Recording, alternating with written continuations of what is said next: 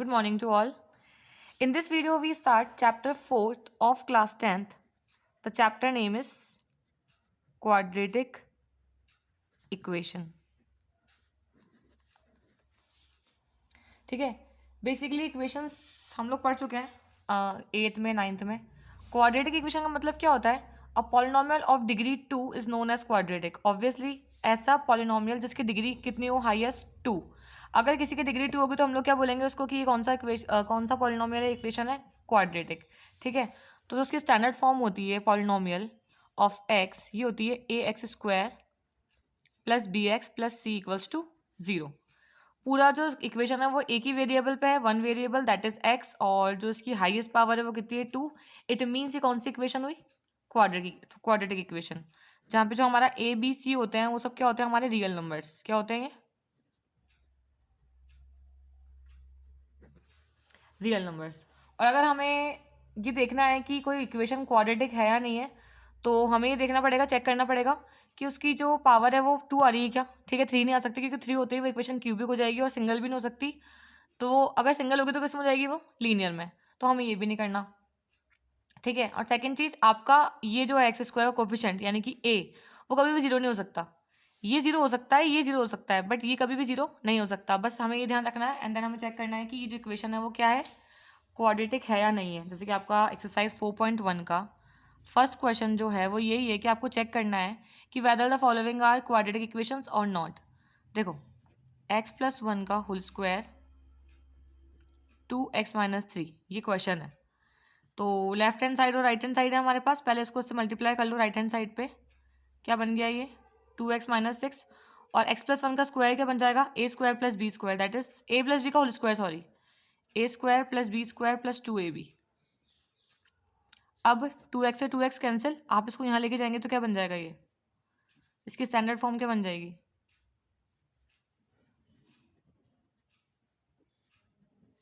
ये बन गई x square plus 7 equal to 0.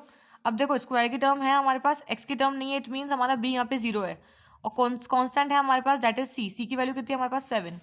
तो हमारी इक्वेशन क्या है? ये क्वाड्रेटिक है. तो हम क्या बोलेंगे? Yes, it is the quadratic equation. Fine. एक और क्वेश्चन देखो इसका.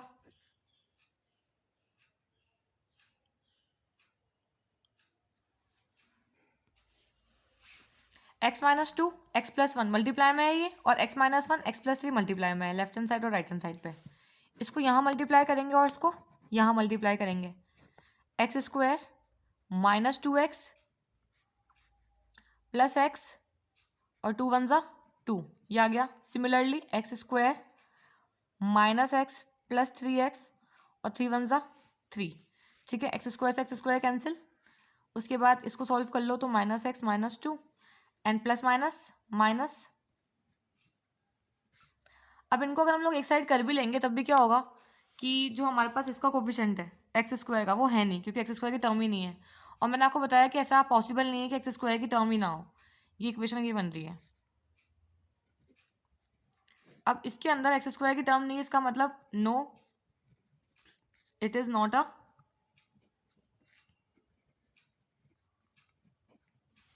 Quadratic equation. ठीक है, तो ऐसे हमारे पास 8 क्वेश्चन है, हमें चेक करना है. जैसे क्यूब वाली फॉर्म है, तो क्यूब वाली फॉर्म के लिए एक बार चेक कर लेते हैं. इसको भी देख लो एक बार. थर्ड क्वेश्चन देखो.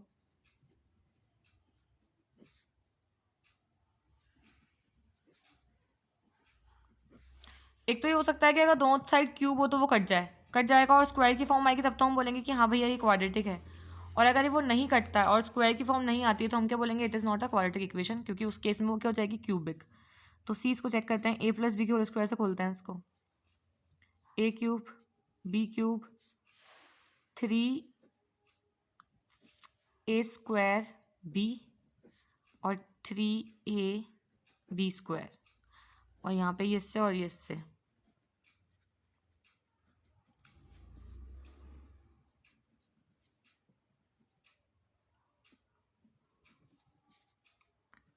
टू 2 ज़ा 4, 4 3 ज़ा 12. ये हो गया. अब क्यूब वाले को यहाँ लेके आएंगे तभी क्यूब वाली इक्वेशन तो रहेगी, क्योंकि कुछ ये सेम नहीं आ रहे, अदरवाइज हम उसको कट कर देते. तो क्या होगा ये x cube minus 2x cube, ठीक है। तो प्लस माइनस माइनस जो भी है एक्स क्यूब तो रहेगा ही, और एक्स क्यूब के बाद ही जो टर्म आएगी इसके लिए अपन बोलेंगे no, it is not a quadratic equation. Clear है? अब है ना जो आपकी सेकंड क्वेश्चन है ना हमारा, उसमें बस हम लोग इक्वेशन बनाएंगे क्योंकि इक्वेशन ही बनानी है ना, वो भी क्वाड्रेटिक। लेकिन क्वेश्चन जो है वो स्टेटमेंट वाले। जैसे पहला क्वेश्चन देखो, the area of rectangular plot is 528 metre square and the length of the plot is 1 more than twice its breadth, तो we need to find the length and breadth of the plot, है ना, हमें निकालना है। हमें given क्या है, area of plot. तो एरिया हमको दे रखा है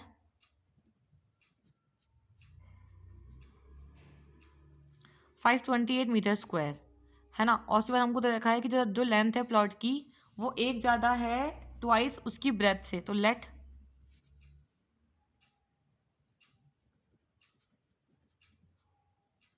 एक्स मीटर और लेंथ भी डबल से एक ज़्यादा। अब इक्वेशन मतलब जो एरिया होता है वो क्या होता है, एल इंटू बी। तो अकॉर्डिंग टू क्वेश्चन क्या बन जाएगा ये, L into B equals to 528। ये इससे कितना हो रहा है ये,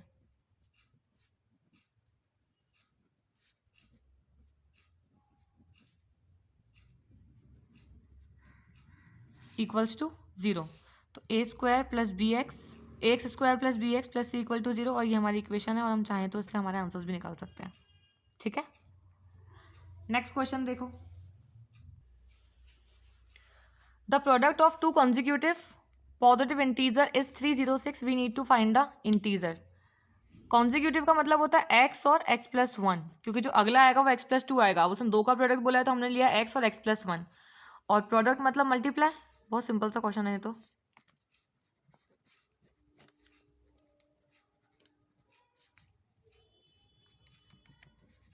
इक्वल्स टू हमको 0 चाहिए होता है, तो इक्वल्स टू के इस तरफ जो नंबर होगा उसको हम कहाँ लेके आ जाएंगे, इक्वल्स टू के लेफ्ट हैंड साइड में।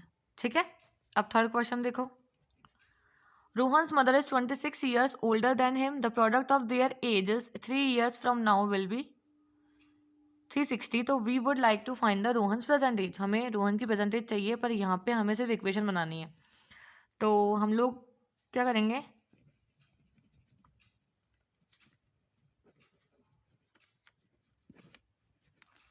रोहन की एज को हमने एक्स मान लिया कि भैया लेट रोहन्स एज भी x years and his mother's age, उसकी जो मम्मा है वो उससे 26 साल बड़ी हैं।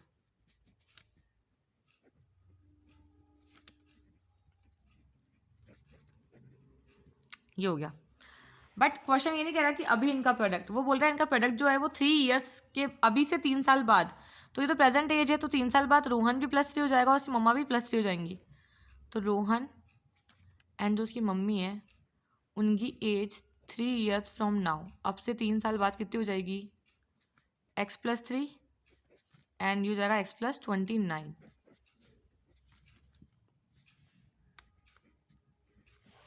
इनका मल्टीप्लाई जो है वो कितना आना चाहिए, वो आना चाहिए 360। तो मल्टीप्लाई कर लो इसको, x square 3x plus 29x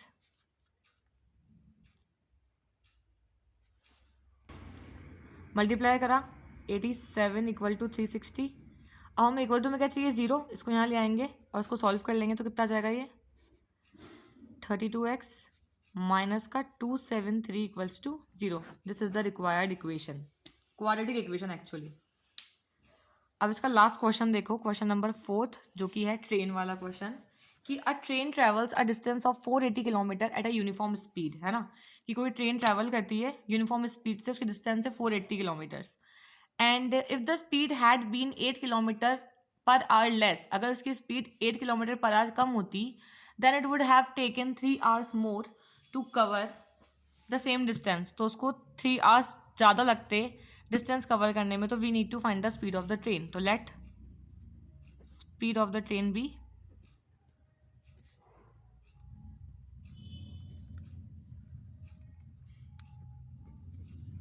x kilometre per hour, और डिस्टेंस कितना हो गया हमारे पास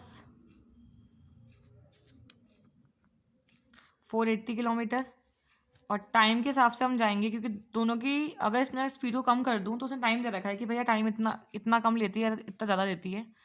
तो टाइम होता है डिस्टेंस अपॉन स्पीड। तो हम इसके हिसाब से फॉर्मूला बनाएंगे, सॉरी इक्वेशन बनाएंगे according to question distance upon speed. जब स्पीड हमारी 8 किलोमीटर कम है और जब स्पीड हमारी बिल्कुल सेम है तो फ़र्क आ रहा है 3 घंटे का। अब इनका LCM and then cross multiply.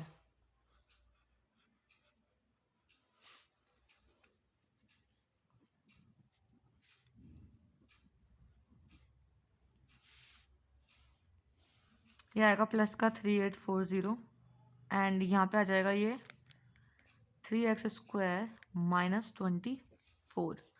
ये कैंसिल, कितना बच रहा है? इसको हम ऑलरेडी वहाँ ले गए उस साइड मल्टीप्लाई करने के लिए। 3840 इक्वल्स टू 3x² माइनस 24। इसको यहाँ ले आओ।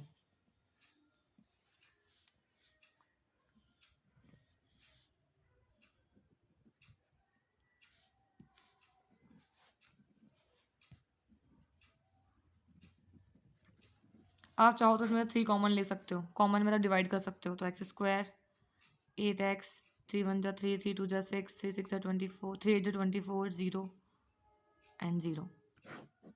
This is our required equation which is quadratic. कौन सी इक्वेशन है? क्वाड्रेटिक, क्योंकि स्क्वायर की फॉर्म है। सारे क्वेश्चन के अंदर इक्वेशन कैसी थी हमारे पास? क्वाड्रेटिक। ठीक है, तो ये हमारी फिनिश होती है 4.1। नेक्स्ट वीडियो में हम लोग स्टार्ट करेंगे 4.2 और क्लास के अंदर हम लोग ऑफलाइन ही चैप्टर्स कर चुके हैं। फाइन, तो फिर भी कोई प्रॉब्लम हो तो you can ask me in classroom. Thank you, have a good day.